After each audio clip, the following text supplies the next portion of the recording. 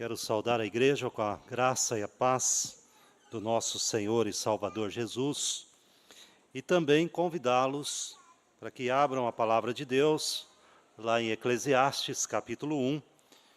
E nós leremos aqui uma porção da palavra do Senhor a partir do versículo 4, Eclesiastes, capítulo 1, versículos 4 ao 18.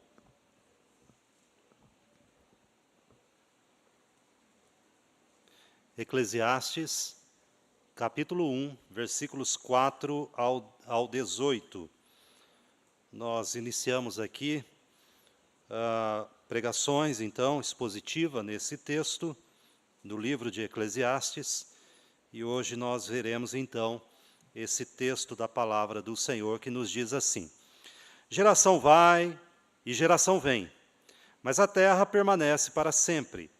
Levanta-se o sol e põe-se o sol e volta ao seu lugar, onde nasceu de novo. O vento vai para o sul e faz seu giro para o norte, volve-se e revolve-se na sua carreira e retorna aos seus circuitos. Todos os rios correm para o mar, e o mar não se enche.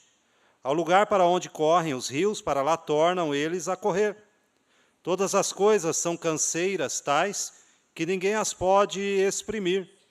Os olhos não se fartam de ver, nem se enchem os ouvidos de ouvir. O que foi é o que há de ser, e o que se fez, isso se tornará a fazer. Nada há, pois, novo debaixo do sol. Há alguma coisa de que se possa dizer, vê, isto é novo? Não. Já foi nos séculos que foram antes de nós. Já não há lembrança das coisas que precederam. E das coisas posteriores também não haverá memória entre os que hão de vir depois delas. Eu, o pregador, venho sendo rei de Israel em Jerusalém. Apliquei o coração a esquadrinhar e a informar-me com sabedoria de tudo quanto sucede debaixo do céu.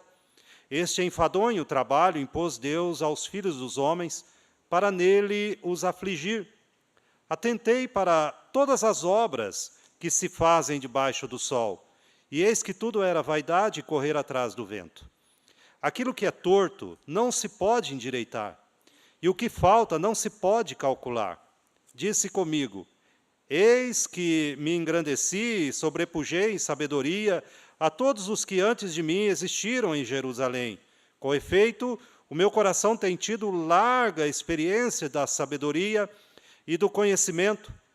Apliquei o coração a conhecer a sabedoria e a saber o que é loucura e o que é estutícia. E vim a saber que também isto é correr atrás do vento. Porque na muita sabedoria há muito enfado, e quem aumenta a ciência, aumenta tristeza. Vamos orar? Querido Deus, nós estamos diante da palavra do Senhor, e cremos que o Senhor mesmo aprove ao Senhor inspirar o teu servo ali no passado para a instrução da tua igreja.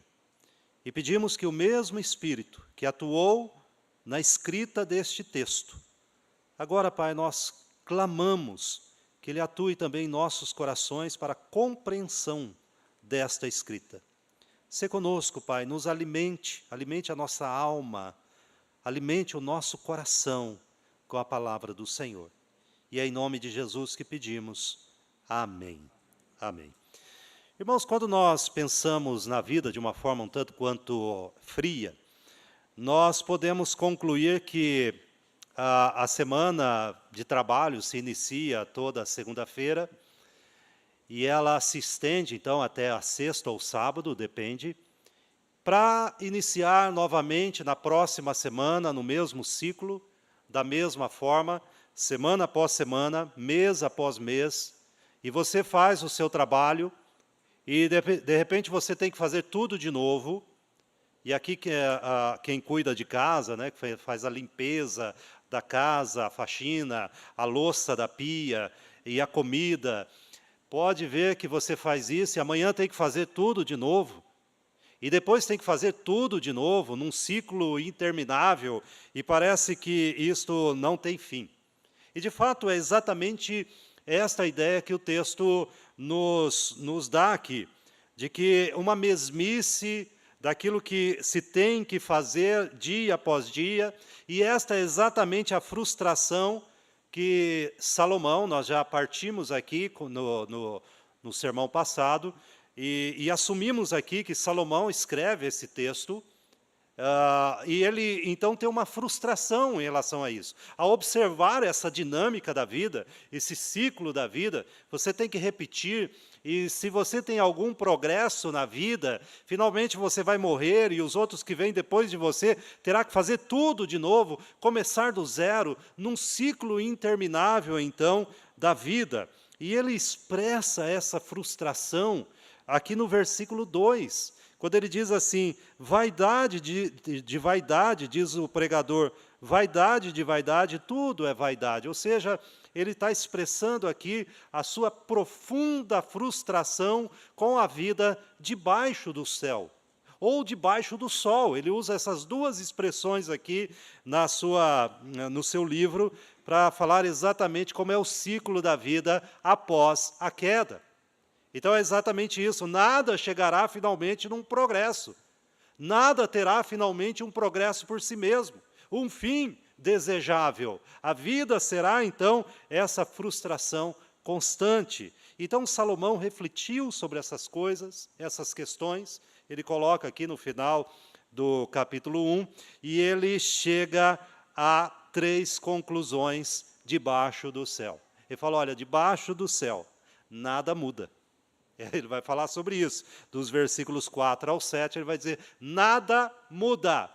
Aquilo que o seu bisavô, tataravô e assim por diante viu lá atrás, e os ciclos da vida que ele presenciou, e finalmente o derrotou e o levou ao túmulo, é exatamente o mesmo hoje. Nada muda. Ele vai dizer que não só nada muda, como nada é novo. Não tem nada novo. E ele expressa, então, a partir do versículo 8 até o 11, dizendo, não tem nada, nenhuma novidade debaixo do sol. Então, essa perspectiva, podemos, em primeiro momento, achar pessimista. Não, ela não é pessimista. Salomão não é um escritor pessimista da vida. Ele é um escritor realista. Ele está dizendo, a queda nos condicionou a isto. E, finalmente, ele vai dizer que nós não podemos compreender coisa nenhuma. Nada é compreensível. Você pode empregar toda a sabedoria, todos os meios. Você não vai compreender a razão da existência humana. É disto que ele vai falar, então, a partir aqui do versículo 12 até o final. Então, eu convido aos irmãos a darmos aqui uma olhada neste texto com atenção e tirar dela aqui algumas aplicações para a nossa vida. Então, ele começa o texto, e nós podemos dizer que Salomão começa a investigação da vida, do ciclo da vida, que é disso que nós falaremos aqui, deste ciclo da vida. E ele começa a sua investigação como um cientista, como aquela pessoa, então, que faz as suas observações naturais, e ele começa a observar a natureza, a observar o ciclo da terra. E, a partir da natureza, Salomão nos lança a seguinte pergunta, e é a pergunta que nós precisamos, de fato, responder. Vale a pena viver? Essa é a pergunta de Salomão. Vale a pena viver? Aí Salomão começa a investigar a natureza. Será que vale a pena viver? Vamos ver, então, como se comporta a terra, como se comporta o sol, como se comporta o mar e assim por diante, o vento.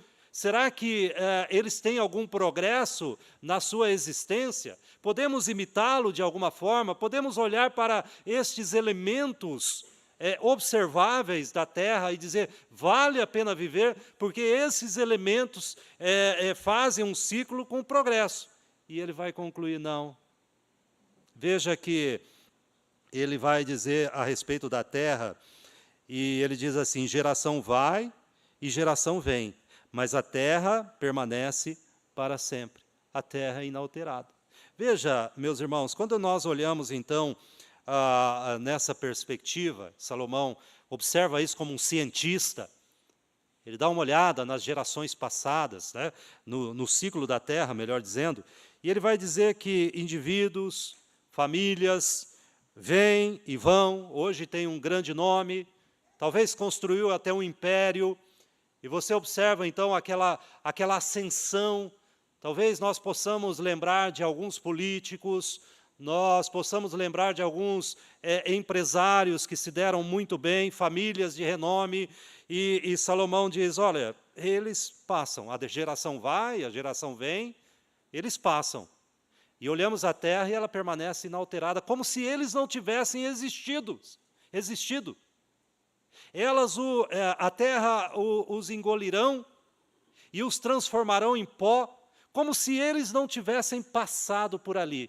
Então, na perspectiva da terra, Salomão vai dizer, bom, olhando assim, não vale a pena viver.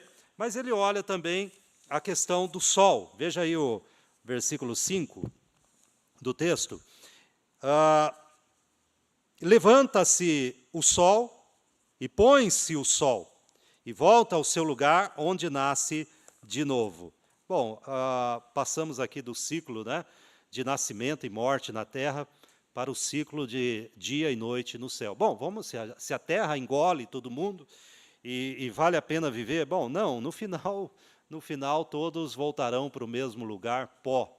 A terra engolirá o grande e o pequeno, o importante e o desconhecido, aquele que acumulou muita riqueza e poder, como aquele que passou sem riqueza e sem poder, todos terão o mesmo destino. Olhando o sol, então, o ciclo do céu, noite e dia, Salomão, então, também retrata que o mesmo sol, ele tem que fazer esse ciclo todos os dias, de forma interminável. Levanta-se o sol, põe-se o sol e volta ao seu lugar, onde nasce de novo, e volta, e levanta, e se põe, e assim continuamente num ciclo interminável. E Salomão, então, observando como um bom cientista para o sol, ele vai dizer, bom, se nós basearmos a vida, então, no levantar e se pôr do sol, ele não chega a lugar nenhum. Assim também é a vida debaixo do céu, desta forma. Bom, ao olhar o vento, veja que agora ele usa outro elemento aqui, o vento, né, no versículo 6, o vento vai para o sul e faz o seu giro para o norte, volve-se e revolve-se na sua carreira e retorna aos seus círculos. Então, de acordo com a argumentação de Salomão aqui, o vento está sempre se movendo. Bom, ele não precisa ser um gênio para isso, nós podemos perceber isto também, né? Ele muda de direção, mas ele não é outra coisa senão o vento.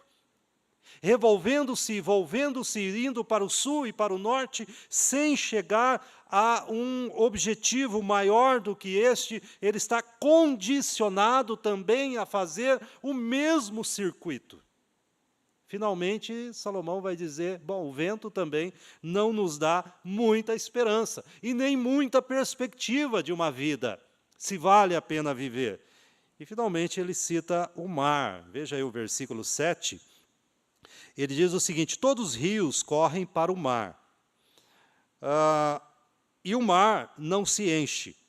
Ao lugar para onde correm os rios, para lá tornam eles a correr. Novamente, nós estamos falando aqui de um circuito, um ciclo. Os rios correm para o mar finalmente, então, recebe esses rios, que novamente essa água correrá de novo para o mar, e assim, num ciclo contínuo e monótono da vida. Então, a natureza não muda. A natureza é exatamente isto. Ela não produz avanços. O sol não produz avanços, o sol não vai dizer assim, bom, farei outro círculo, outro circuito agora. Eu não vou mais fazer daqui para cá. Sabe de uma coisa? Eu vou fazer de cá para cá. Não, ele não fará isso. O vento não se revoltará e dirá, bom, eu farei outro caminho. Me moverei diferente, me moverei de baixo para cima ou de cima para baixo. Não, ele fará exatamente o mesmo circuito, num contínuo sem fim, sem mudança, sem progresso. E é disso, então, que Salomão está falando aqui. Não é de admirar que Salomão, então, citasse a monotonia da vida, né, como primeiro argumento. Ele fala, olha, se você olhar para a vida, e eu acho que isso é bem característico para nós. Se você olhar para a vida, poxa, de novo, eu vou ter que ir lá de novo. Vou ter que trabalhar de novo. Porque se eu não trabalhar, eu não vou comer. Vou ter que limpar esta casa de novo. Vou ter que fazer o mesmo serviço de novo. Então, o que Salomão está nos levando a entender aqui, que a monotonia da vida é o primeiro argumento a favor de que não vale a pena viver. Se você olhar para a natureza, para a vida debaixo do sol, o que Salomão nos leva a entender é, se você olhar para isto, não vale a pena viver. Não tem sentido. A vida perde totalmente o sentido. Bom, mas isso tudo, irmãos, a gente precisa entender que ela é verdade dentro de uma perspectiva apenas. A perspectiva que Salomão nos leva a entender aqui. A vida debaixo do sol. Essa vida que Deus, então, por causa da queda do homem, condicionou para que vivêssemos. Aí ela não tem sentido. De fato, Salomão está cheio de razão. Leis da natureza são fixas e imutáveis. Veja bem, né, a lei da gravidade, que talvez é uma das mais conhecidas que temos, né, e a que mais afeta a vida da gente. A lei da gravidade é imutável, não adianta você dizer, eu vou quebrar esta lei. Sabe de uma coisa? Vou me revoltar contra ela. Não vai adiantar nada. Se você pular de cima do telhado da sua casa, a lei da gravidade vai se impor sobre você. Mesmo que você não queira cumpri-la, ela é imutável, ela é fixa. Então, Salomão tem razão, nós somos prisioneiros dela. Nós somos prisioneiros aqui, então, desse sistema fechado. Do ciclo do sol, do ciclo do vento, da terra, do mar, de tudo. Nós somos prisioneiros desse sistema fechado. E se nós olharmos aqui, como prisioneiro, não vale a pena viver. É exatamente isso que nós descobrimos aqui. Mas nós, meus irmãos, precisamos entender de outra forma. Eu creio que já aqui nos cabe algumas aplicações rápidas, que nós, um mundo assim, onde não há resposta para orações, nem para milagres, porque se nada pode interromper o ciclo da natureza, se não há interferência nesse sistema fechado, de fato não vale a pena viver.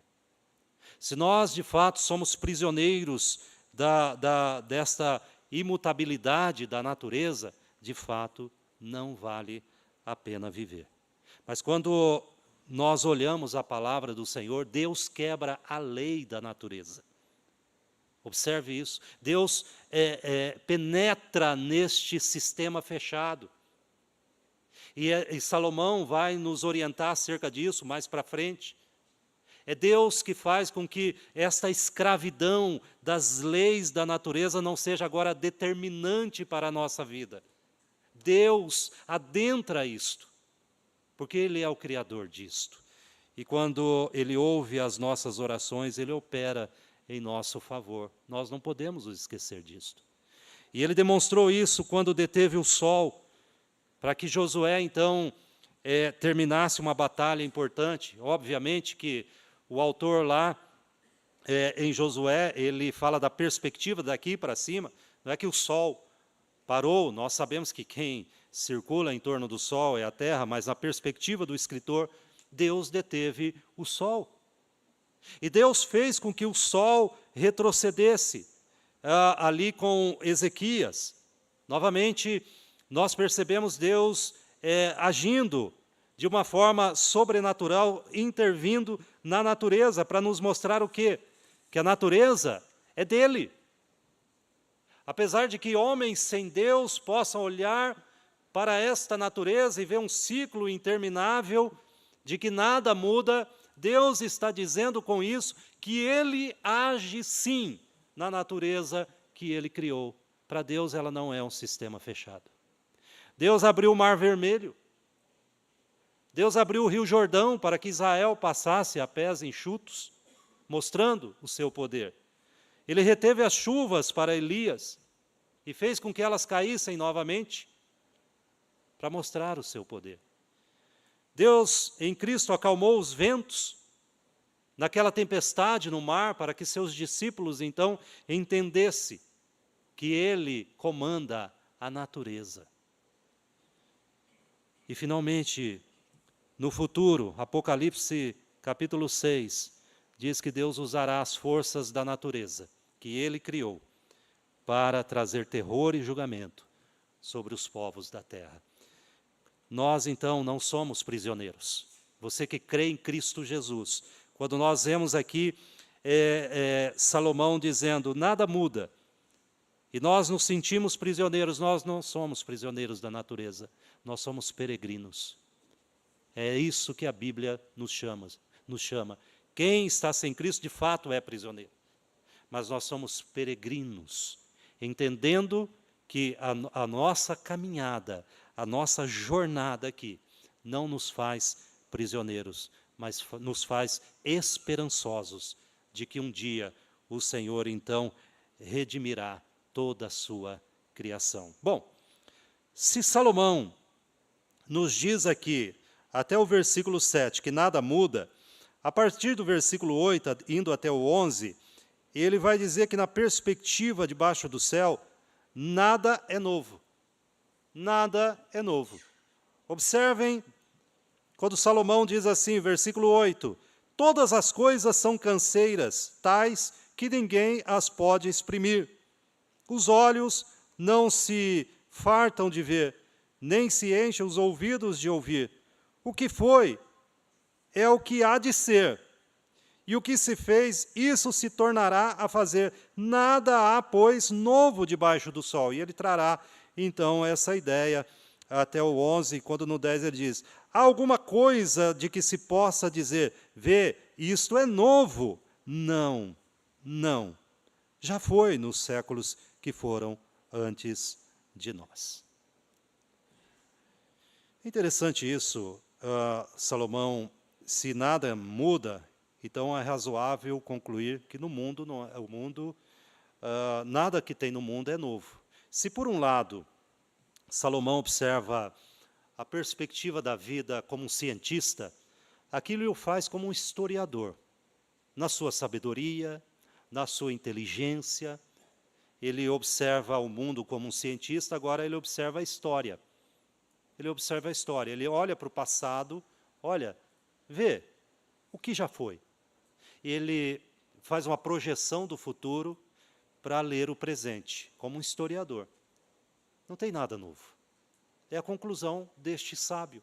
E ele está correto. O ser humano não pode produzir nada novo. Não há novidades. Mas veja bem, nós temos aí a tecnologia, nós temos aí os avanços. Observe, meus irmãos, nós temos alguns métodos de fazer as coisas, mas não significa que nós criamos alguma coisa. Nós não criamos. O único que cria é Deus. Veja que Salomão vai dizer o seguinte, nada é novo, mas o ser humano deseja algo novo. Então ele levanta essa questão. Não tem nada novo. Mas o desejo do ser humano por algo novo é alguma coisa, então, que é impressionante. Algo que os distraia e algo que os liberte. Então, eles estão sempre à procura.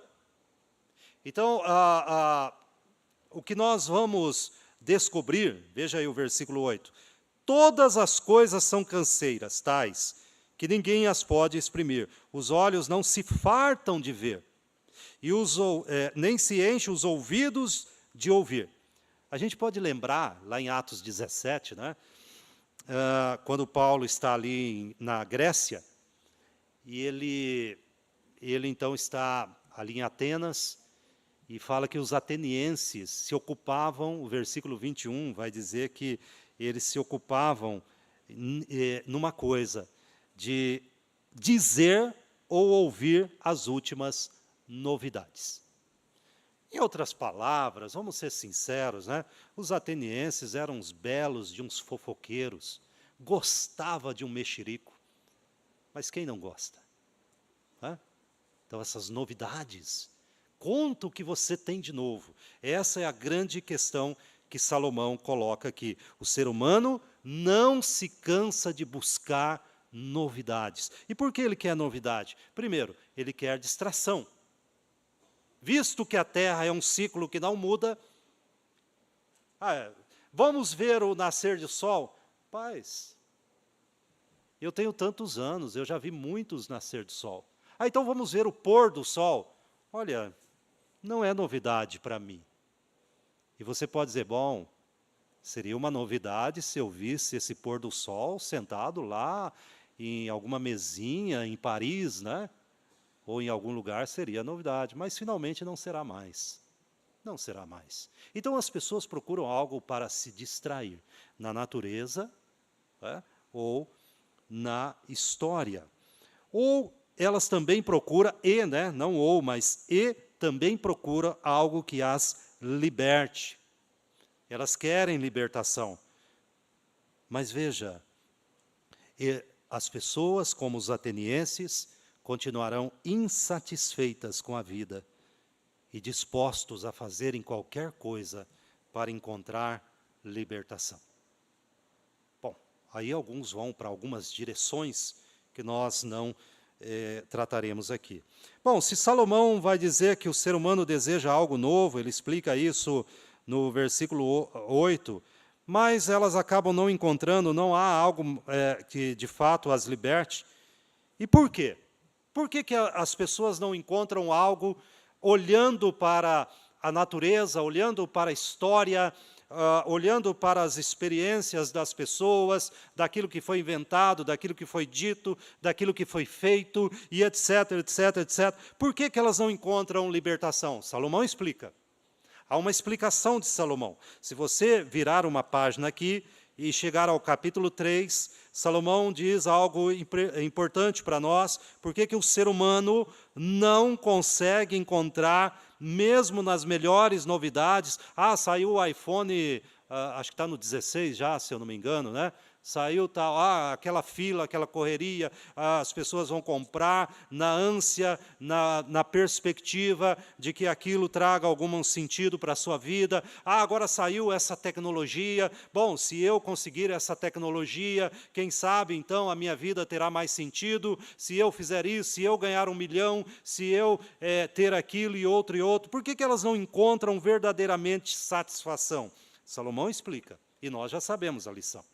Capítulo 3 de Eclesiastes, versículo 11, ele diz o seguinte: tudo fez Deus formoso no seu devido tempo, também pôs a eternidade no coração do homem, sem que este possa descobrir as obras que Deus fez desde o princípio até o fim. Bom, a Bíblia declara o seguinte: Deus pôs a eternidade no coração do homem, o que os teólogos lá atrás da Reforma chamaram da semente da religião. O homem não consegue, né? Agostinho tem até uma frase em relação a isso, lá o monge Agostinho, do século IV, que diz assim: tu nos fizestes para ti mesmo, e nosso coração não encontra descanso até descansar em ti. Veja, o ser humano tem em seu coração, colocado por Deus, a eternidade. O desejo pelo eterno. O desejo pelo espiritual. No final das contas, o desejo pelo Criador. Então, por isso que ele não se satisfaz. Por isso que nenhuma novidade, nenhuma descoberta, nada pode satisfazer verdadeiramente o ser humano. Veja que Salomão diz no versículo 8, né, na parte B, os olhos não se satisfazem. Olha, eles não se satisfazem até quando? Até verem a mão de Deus. Até ali, eles não se satisfarão. E ele continua, os ouvidos não se satisfazem também, versículo 8. E não se satisfazem até quando? Até ouvirem a voz de Deus. Que coisa maravilhosa. Só que na perspectiva abaixo do céu, eles continuarão procurando, continuarão rebuscando a natureza, as filosofias, os conceitos, os antigos, os novos, o que tem, o que terá, o que virá, o que foi, mas não conseguirão verdadeiramente, porque só Jesus Cristo, lá em Mateus 11, 28, vai dizer assim, vinde a mim, todos os que estáis cansados e sobrecarregados, e eu vos aliviarei. É só ali. Não há outro caminho. Creio que essa é uma aplicação já para a nossa mensagem. Também podemos descobrir aqui nos versículos 9 e 10, quando Salomão ele vai dizer que o mundo não oferece nada de novo, ele vai dizer que o que tem é uma reciclagem do velho. Então, o 9 e 10 diz assim, o que foi é o que há de ser. Então, o que foi, passou lá atrás, você pode dizer, meu bisavô não sabia das coisas. Já sabia. O que ele fez é exatamente o que você faz. E que seus filhos farão. O princípio é o mesmo, talvez mude a roupagem da forma, a forma a ser feita. Mas o princípio do fazer é exatamente o mesmo. É exatamente o mesmo. É isso que Salomão está dizendo aqui. É só uma reciclagem do velho. É só uma reciclagem, uma combinação daquilo que já existe. Ou existiu. Não há nada verdadeiramente novo. E por quê? Bom, a Bíblia deixa claro porque o homem não é capaz de criar. Ele é a criatura, ele não é criador. Ele não pode criar nada novo, em substância. Ele pode até estabelecer uma maneira diferente de fazer o que já existe. Mas ele não pode criar. Não está em suas mãos. Salomão, lá no capítulo 3 ainda, aquele de Eclesiastes, ele lembra isto novamente, dizendo aqui o seguinte, o que é, já foi. E o que há de ser, também já foi. Aí ele coloca Deus em perspectiva aqui. Deus fará renovar-se o que se passou. Só Deus. É só Ele. Somente Deus pode criar coisas novas. E Ele começa transformando os pecadores em novas criaturas. Não é o que nos ensina 2 Coríntios 5,17? Se alguém está em Cristo, é nova criatura. Só Deus pode fazer isto. O homem não.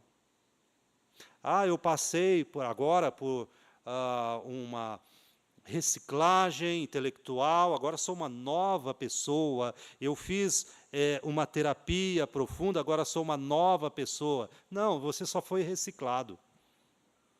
E talvez até muito mal. Não deu certo. Só Deus pode transformar o velho homem no novo homem. Só Ele. É isto que Salomão aponta exatamente para a transformação em Cristo Jesus. Em Cristo nós podemos andar em novidade de vida. Paulo vai dizer lá em Romanos 6, 4. Em Cristo nós podemos cantar um novo cântico. Como está lá no Salmo 40, versículo 3. E me pôs nos lábios um novo cântico. E é só em Cristo que nós podemos entrar na presença de Deus, pelo novo e vivo caminho, como nos ensina Hebreus 10, versículo 20. E aí, meus irmãos, um dia, se está longe ou se está perto, nós não sabemos, não pertence a nós sabermos, mas um dia nós desfrutaremos de um novo céu e de uma nova terra. Essas, de fato, serão novos, como nos explica Apocalipse 21, quando Deus disser, eis que faço novas todas as coisas. Bom, por que pensamos que as coisas são novas? Salomão explica, versículo 11. E a resposta é simples. A resposta de Salomão é irritantemente simples. Ele vai dizer o seguinte para nós, eu vou colocar aqui de uma forma mais para a nossa época, né? Porque nós temos péssima memória para lermos as atas das reuniões anteriores. Nós não lemos as atas das reuniões anteriores. Sabe aquelas reuniões que você faz, aí é produzida uma ata, daí cada um vai para o seu canto. Passado um tempo, você fala, olha, vamos fazer isto. A gente tem uma péssima memória, porque isso já foi tratado lá atrás. Então, Salomão fala sobre isso. Veja aí o capítulo 1, o versículo 11, diz assim, já não há lembrança das coisas que precederam. A gente esquece daquilo que passou. E Salomão, como um bom historiador, está dizendo, lembra do passado, e das coisas posteriores também não haverá memória. Ou seja, não é a desmemoriação, não é só característica nossa, da nossa geração aqui. Os que virão depois da gente também não terão memória. Eles também esquecerão. Eles também acharão que inventaram a roda, que é a última bolacha do biscoito, do pacote, né? Não são. Eles esquecem. E ele vai dizer, entre os que vão de vir depois delas. E ele nos explica ainda no capítulo 2, no versículo 16, observe aí, ele volta a esse assunto, quando diz assim, pois tanto do sábio como do astuto, a memória não durará para sempre, pois passados alguns dias, tudo cai no esquecimento. Morre o sábio e da mesma sorte o astuto. Você pode ser sábio, tem sabe aquela memória, você se orgulha, você se lembra, no final você não vai se lembrar que Deus então traz os princípios básicos da vida e você vai achar que o mundo pode produzi-los. Não fará. Bom, Salomão nos explica isto. Os pensadores da antiguidade, alguns perceberam isso. Nós temos o filósofo estoico, que é o Marco Aurélio, e ali ele escreve, aqueles que nos sucederam não verão coisa alguma nova, e aqueles que nos antecederam não viram mais do que nós. Também ele percebeu isso da vida, igual Salomão. Aqueles que vieram aqueles que vierem depois da gente, eles não verão coisa nova. Não verão coisa nova. Como princípio, um princípio novo, não verão. Os que vieram antes da gente, não viram mais do que nós. Não viram, né? Hoje se fala muito de busca de conhecimento secreto, de civilizações antigas que tinham coisas novas que nós não temos. Irmãos, isso é a busca debaixo do sol. É do que Salomão está dizendo aqui. Pessoas que rebuscam a natureza e a vida para encontrar algum sentido e percebem que ela não tem sentido. A vida, por si só, não tem sentido. E aí a gente chega na parte final, que é a partir do versículo 12, quando Salomão conclui que a gente não pode entender nada da vida. A essência da vida, ela não pode ser entendida. Se Salomão agiu como cientista, ele observou a natureza, ele agiu como historiador, ele observou a história, agora ele age como filósofo. Ele vai conjecturar sobre os princípios da vida. Ele vai agir agora sobre o seguinte problema, né? Ele partiu em busca para resolver um enigma da vida. Descobrir o que fazia a vida valer a pena. Afinal de contas, o que faz a vida valer a pena? Então ele se esmerou nisso. E ele começa dizendo no versículo 12, eu, pregador, venho sendo rei de Israel em Jerusalém. Ele pontua para dizer que ele tinha toda a condição, ele tinha todo o recurso para se envolver nessa empreitada. Apliquei o coração a esquadrinhar e informar-me com sabedoria de tudo quanto sucede debaixo do céu.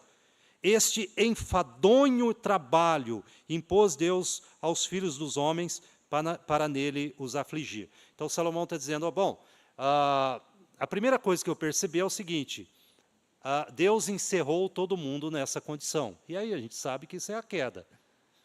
O ser humano, né, Deus, por causa da queda, o ser humano então sofreu limitações catastróficas aqui, e Salomão chama isso de enfadonho trabalho imposto por Deus. Por que enfadonho trabalho? Porque a vida por si só não tem resultado. Você pode aplicar tudo, você pode esquadrinhar tudo, mas você chegará ao inevitável. Deus encerrou o ser humano nesta condição. Ok, muito bem. Então Salomão começa por aí. E aí, então, numa espécie de laboratório da vida, ele começou a fazer alguns experimentos. Bom, vamos ver se a vida vale a pena. E Salomão começa a nos falar sobre isso. Então, vale a pena viver? Vamos ver pela perspectiva dos prazeres físicos. Então, ele trata disso no capítulo 2, aqui no capítulo 1, ele vai dizer, então, que ele, como um filósofo, ele colocou a sua sabedoria a serviço de descobrir esses princípios, e no capítulo 2, ele disse comigo, a reflexão própria de Salomão, vamos, eu te provarei com a alegria. Ou seja, agora ele vai dizer, vamos ver se os prazeres, então. Vamos ver se os prazeres trazem sentido para a vida. Goza, pois, a felicidade, mas também isso era vaidade. Também isso era vaidade. De riso, disse, é loucura, e da alegria, do que serve? Ou seja, de tudo isso ele experimentou e concluiu, não dá. Não dá. Aqui eu não posso ter sentido para a vida. E no versículo 3, resolvi no meu coração dar-me ao vinho. Então, vamos beber todas. Sabe? Saí na sexta-feira, eu vou desestressar e vou me entregar ao vinho. Regendo-me, contudo, pela sabedoria. Mas eu vou observar. Eu estou num experimento. E entregar-me à loucura, até ver o que melhor seria que fizessem os filhos dos homens debaixo do céu. Será que seria isso? O melhor que eles poderiam fazer durante os poucos dias de sua vida. E ele chegou à conclusão, meus irmãos, que a gente pode perceber aqui no versículo 14. Atentei para todas as obras que fazem debaixo do céu, e eis que tudo era vaidade, correr atrás do vento. Porque o segundo experimento que ele faz, para ver se a vida tem sentido, foi realizar obras colossais e dispendiosas. E ele fala sobre isso. Ele, no capítulo 2, versículo 4, ele fala assim, empreendi grandes obras, edifiquei para mim casas, plantei para mim vinhas. Ou seja, será que fazer coisas grandiosas trará sentido para a vida? E ele vai falando sobre isso, né? O versículo 5, fiz jardins e pomares. Versículo 6, fiz açudes. E assim ele não se intimidou em fazer essas grandes obras. Também não achou nenhum prazer. Será que acumular riquezas, de repente Salomão pudesse pensar, bom, e se eu acumular riquezas? Talvez para Salomão fosse mais fácil do que para você e para mim. Mas talvez você possa pensar assim, e se eu ganhar na loteria? E se eu acumular uma grande riqueza? Sabe, de repente isso pode dar sentido para a minha vida. Eu posso sair, me libertar desse ciclo, levantar de manhã, dormir à noite, de começar tudo de novo, e nesse ciclo terminar, quem sabe eu me liberte dele. Salomão fez isso. E o versículo 7 do capítulo 2 diz assim: comprei servos e servas, e tive servos nascidos em casa, também possuí bois e ovelhas, mais do que possuíram todos os que antes de mim viveram em Jerusalém. Amontoei também para mim prata e ouro, e tesouros de reis e de províncias, provi-me de cantores e cantoras, e das delícias dos filhos dos homens, ou seja, essa riqueza também trouxe mulheres e mulheres. E ele fez tudo isso. E como um filósofo, ele percebeu, então, algumas conclusões experimentais. Primeiro, ele percebeu que a vida é difícil. Sim, ele fala sobre isso no versículo 13, né? Apliquei-me o coração a esquadrinhar e a informar-me com sabedoria de tudo quanto sucede debaixo do céu. Então, ele chegou à conclusão, a vida é difícil, de tudo quanto sucede debaixo do céu. Este enfadonho trabalho impôs Deus aos filhos dos homens para nele os afligir. Ele chega à conclusão que a vida é difícil, mas é uma dádiva de Deus. Foi Deus. Ele chega à conclusão que, por difícil que seja, por causa da queda, foi Deus. Deus está ali nisto, desde a queda. A Bíblia já nos alerta que toda a criação geme. É isso que Salomão está dizendo. E suporta angústia, como Paulo descreve lá em Romanos 8, 22. E esse é um dos motivos porque a vida é tão difícil. Mas quando Jesus voltar, a criação será liberta deste cativeiro. Ele vai dizer, olha, tentar fugir da vida, outra conclusão que ele chega, não torna a vida mais fácil. Tentar fugir, se a vida é tão difícil, vamos fugir dela. E ele vai dizer que isso não torna a vida mais fácil. Nem tudo pode ser mudado. Outra conclusão que Salomão faz como filósofo, está no versículo 15. Aquilo que é torto não se pode endireitar. Se Deus, por causa da queda, estabeleceu que fosse assim, todos os seus esforços serão em vão. Não se pode endireitar. Não se pode mudar. Ele chegou a essa conclusão. E o que falta não se pode calcular. Bom, isso está errado, isso deveria ser mudado. Acho que Deus esqueceu aqui. Está faltando isso, deveria ser acrescido. Olha, você não pode mudar, você não pode endireitar o que está torto, e você não pode acrescentar o que está faltando. Isto é correr atrás do vento. Salomão percebeu isto. E assim, tem um teólogo chamado Ken Taylor, e ele faz uma paráfrase interessante do versículo 15. Ele diz assim, o que está errado não pode ser consertado. É a água que passou debaixo da ponte. Não adianta pensar no que poderia ter acontecido. Eu acredito que serve muito para aquelas pessoas, né, que ficam remoendo o passado.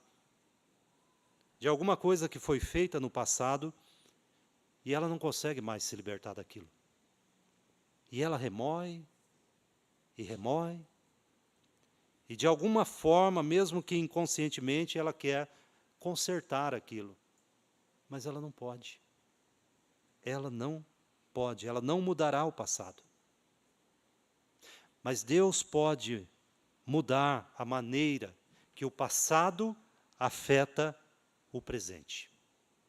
O pecador não pode mudar o seu passado, mas ele pode tirar a âncora, pela graça de Deus, que o prende a esse passado. Isto é a libertação verdadeira que Cristo faz no coração do pecador. Jesus Cristo muda e conserta o que está torto em nossa vida.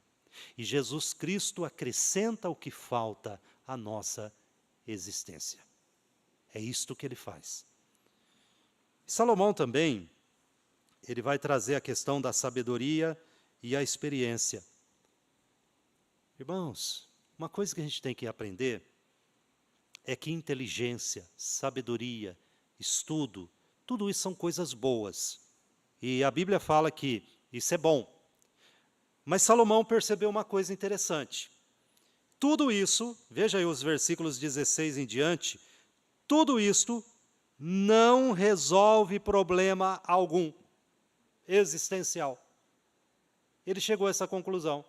Você pode ser graduado, pós-graduado, doutor, pós-doutor, sábio, entendido, conhece tudo, mas você não pode resolver os problemas, os dilemas da vida com isto. Apesar de que a Bíblia nos fala que são coisas boas, e Deus mesmo deu isso a Salomão, mas ele entendeu que isso não poderia resolver a sua vida. O texto diz assim: disse comigo, eis que me engrandeci e sobrepujei em sabedoria a todos os que antes de mim existiram em Jerusalém. Com efeito, o meu coração tem tido larga experiência da sabedoria e do conhecimento. Ok, muito bem. Apliquei o coração a conhecer a sabedoria e a saber o que é loucura e o que é estutícia. Muito bem. Ele aplicou a sua sabedoria a conhecer a vida. E vim a saber que também isto é correr atrás do vento. Ele não conseguiu resolver o dilema com isso. Pelo contrário, veja o que ele nos declara no versículo 18. Porque na muita sabedoria há muito enfado. E quem aumenta a ciência, aumenta a tristeza. Salomão não está fazendo aqui uma defesa da burrice, da desinformação, nada disso. Salomão está dizendo que resolver os problemas sérios da questão que ele começa a levantar, vale a pena viver, não pode ser resolvida com isso. Pelo contrário, quando você se aproxima desses problemas, apenas com o aspecto da inteligência, do conhecimento, da sabedoria humana, vai acontecer o que Salomão falou que aconteceu com ele. O enfado, você se cansa. E outra coisa, a tristeza. Ou seja, à medida que você toma ciência da miséria humana através deste meio, você fica mais frustrado, abatido e triste. Porque a ferramenta não é esta. Ela não foi feita para isto. É somente a verdadeira sabedoria que pode, então, trazer alguma coisa para a existência humana, a sabedoria de Deus. Eu quero concluir aqui, levantando algumas questões rápidas acerca de Salomão. A Bíblia nos diz que ele foi o homem mais sábio de todos os tempos. As pessoas vinham de longe para ouvir a sua sabedoria.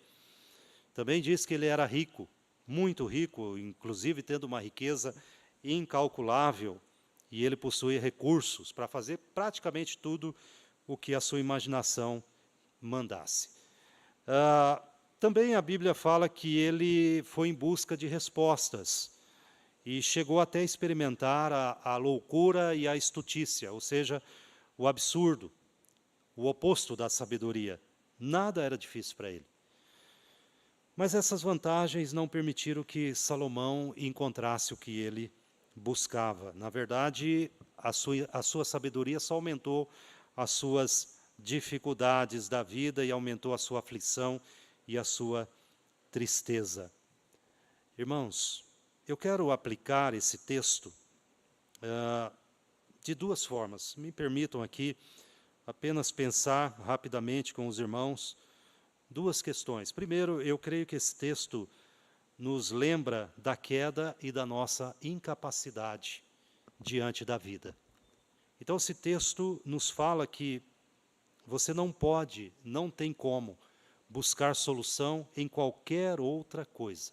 A oferta de Satanás a Eva continua a mesma para nós hoje, para que a gente busque alguma solução dentro ou debaixo da perspectiva do sol, ou debaixo do sol. Quando Satanás diz a Eva que se ela comesse daquele fruto, ela teria conhecimento do bem e do mal. Ela poderia então ter de tal forma uma libertação através deste conhecimento. Eu creio que esse texto então nos aponta para o mesmo perigo, para a mesma coisa. Nós nos esquecemos de que nada neste mundo, nada, seja ela na área tecnológica, seja ela na área da diversão, dos bens ou qualquer outra que nós possamos imaginar, nós não podemos encontrar solução, paz e libertação. Então isso nos lembra da queda, e nos lembra que a queda nos encerrou como prisioneiros. Mas também esse texto nos lembra da restauração em Cristo Jesus. Ele nos lembra que Jesus Cristo é o poder de Deus e a sabedoria de Deus, como Paulo se expressa lá em 1 Coríntios, capítulo 1, versículo 24. A verdadeira sabedoria é Cristo Jesus. Salomão tentou com a dele. E a dele realmente foi de um homem privilegiado. E nós podemos tentar com qualquer artifício humano, mas a única sabedoria que pode libertar o ser humano desta prisão da vida e dar a ele um verdadeiro sentido está em Cristo Jesus, como Paulo declara, Ele é o poder de Deus, Ele é a sabedoria de Deus. Ele irrompeu de modo miraculoso na história. Ele entrou nessa história. Ele abriu este sistema fechado de ciclo de vida e morte. E ele, como Deus, se torna homem. E agora ele pode realmente dar vida nova. Ele pode realmente dar esperança, salvação para aqueles que nele crê.